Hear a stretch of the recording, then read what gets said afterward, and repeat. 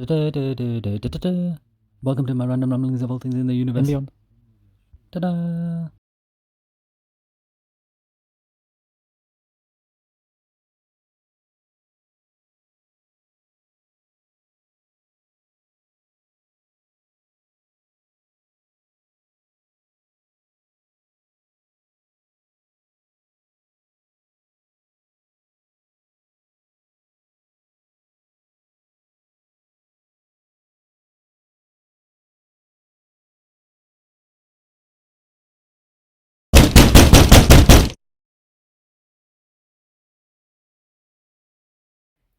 Greetings and salutations.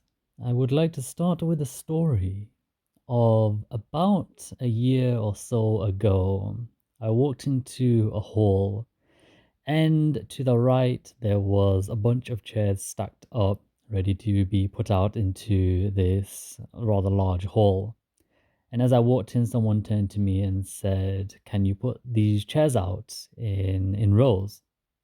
And I'll be honest, I thought to myself, not really my cup of tea, but I shall do this thing for you because I am trying to be a good person. But then I thought to myself, actually, let's spice things up a little bit. And I stretched out my arms in front of me, palms face down.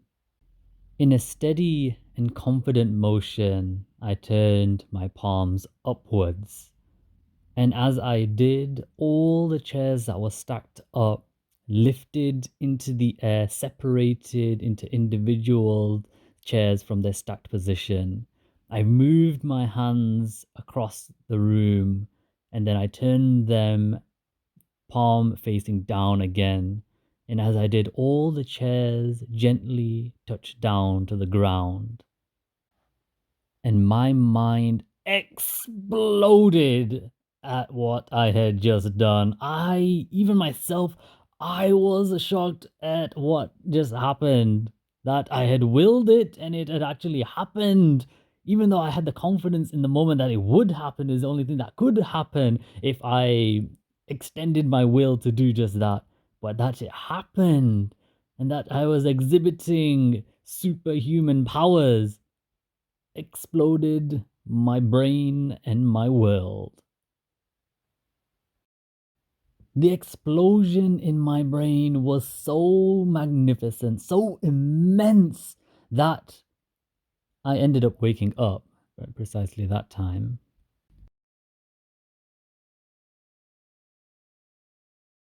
Alas, you guessed it was all a dream.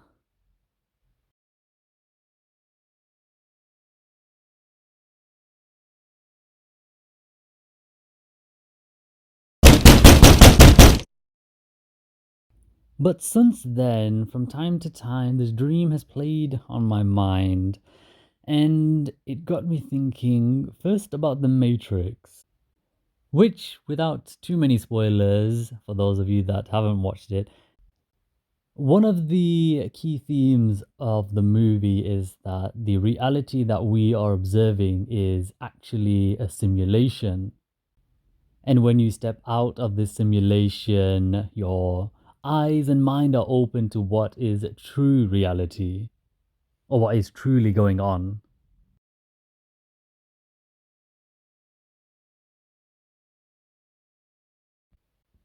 Another thing it got me pondering is the movie Inception, which one of the key themes is about losing grasp of true reality in successive deeper layers of dreams.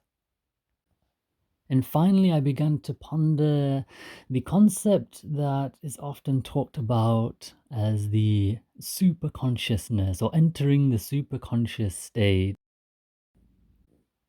For some people, this concept is very far-fetched and a whole load of gobbledygook. For others, it is not only attainable, but it is the focus or the goal of their meditation efforts. Now then, for the purpose of this video and discussion, it doesn't matter which side of the fence you are on in regards to this concept. whether it is plausible, whether it isn't, whether it's far-fetched, whether it's not so far-fetched. Because the purpose of this video isn't to prove one or the other. And if I'm honest with you, I just think it's a really interesting and curious topic to ponder and discuss and perhaps even pursue. And so I am sharing my random rumblings to kick things off after thinking a lot about Inception, Matrix, and dreams. And apples. Alrighty, that's enough preamble, let's get to it. Let's take 3 states of being: sleeping consciousness, waking consciousness, and super consciousness.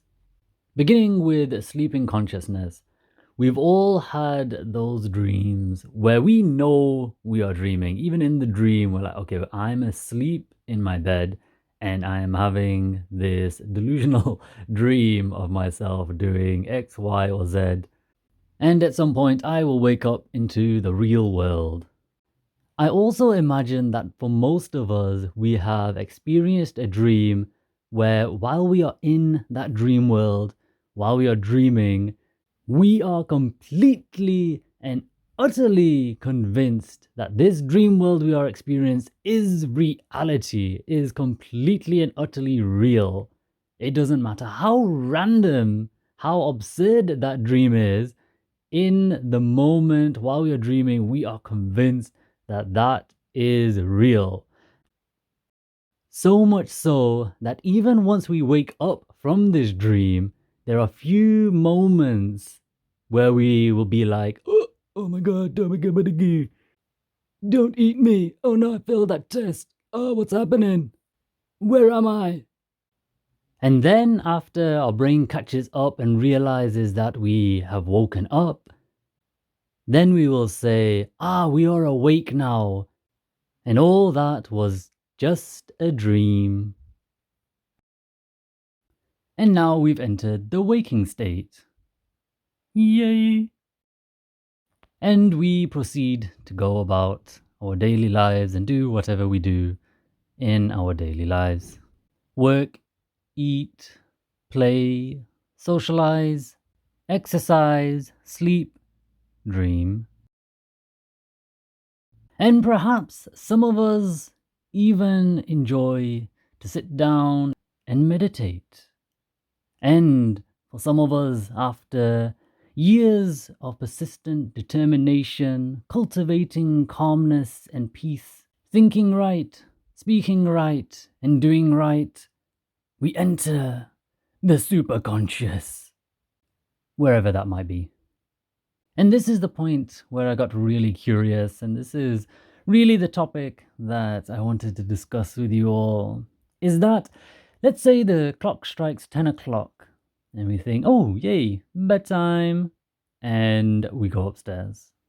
For most of us, we choose when we want to go to sleep, unless you're one of those people that has that condition where you can fall asleep randomly, which is very dangerous. Or if you're one of those people that doze off during movies or deep, meaningful conversations. But for most of us, I believe we do choose at our prescribed bedtimes to go to sleep ourselves. And for most of us, we are also fully aware that when we go to sleep, there is every possibility that we will have a dream. So what I began to ponder is that not only do we choose to go to sleep, but we also know that during the sleep, we may well have a dream. Despite knowing both of these things, when in that sleep we do start to dream, we can still completely lose ourselves in that dream and completely be convinced that that dream is our reality while we are dreaming. And it's only once we wake up that we realize, oh no, it was all a dream. And this is where apples come in as a quick example. So when we are sleeping and dreaming, in the dream we can have an apple in our hand and we can feel it, we can taste it, but there is no stimuli. We don't have an apple while we're sleeping. Well, most of us don't.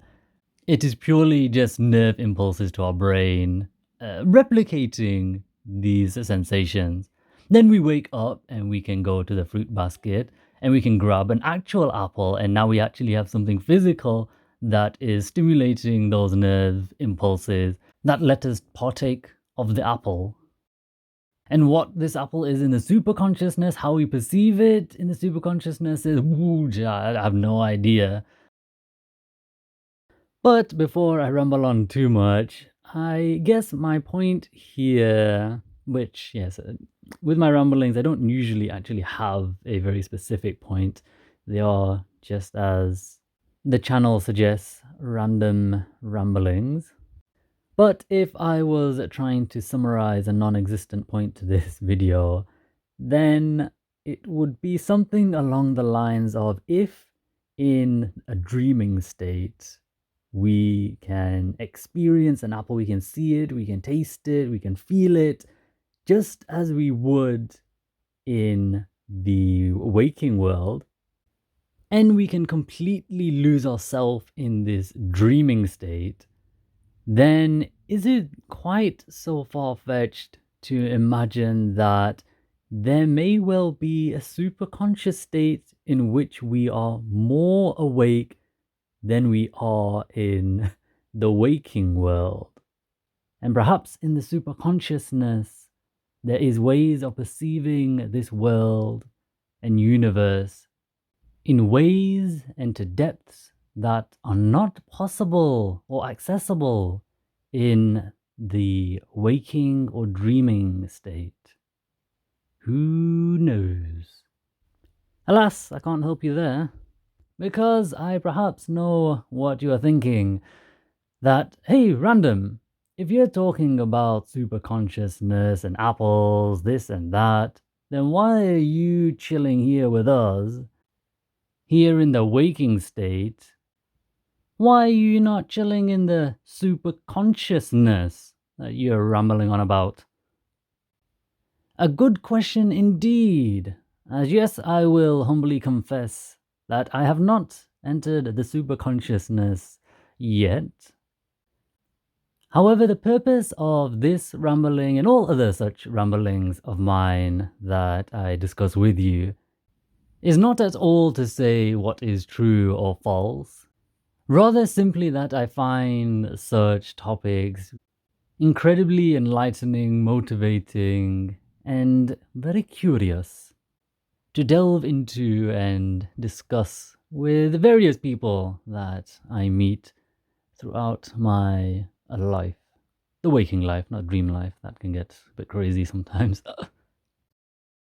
And also to finish with one of my favorite sayings that I've heard, which is, whenever there is someone or a book or something you read on the internet that is imparting knowledge, describing a method of breathing or meditation, a way of living or a path to follow, then if it feels healthy, positive, and practical for you and your life, don't simply accept it because the person saying or writing it is extremely successful or well educated or they're respected in the community or whatever else they might be. Instead, put it to the test. Put your whole mind, body, and soul into diligently and determinedly practicing whatever it is that you have set your mind to. Then, with full confidence, you will be able to determine whether it is indeed real talk or fake news.